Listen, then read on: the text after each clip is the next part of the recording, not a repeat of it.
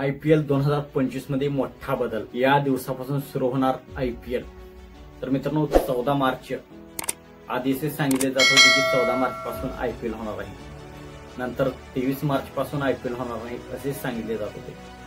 परंतु शुक्रवारी BCCI confirm केले आहे की 22 मार्च पासून IPL सुरुवात होणार आहे।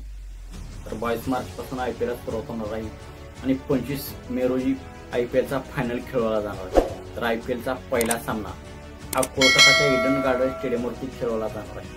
तर हा सामना डिफेंडिंग चॅम्पियन कोलकाता आणि रॉयल चॅलेंजर्स बेंगळुरू या दोन्ही टीमांमध्ये हा सामना खेळवला जाणार आहे। नंतर मागील वर्षीची runner up team Sunrisers Hyderabad आणि राजस्थान रॉयल्स यांचा दुसरा सामना 23 मार्च रोजी खेळवला जाणार आहे।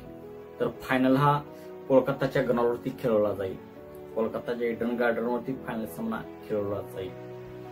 नंतर क्वालिफाय 1 सामना आणि इलिमिनेटर सामना हा हैदराबाद मध्ये खेळवला जाईल।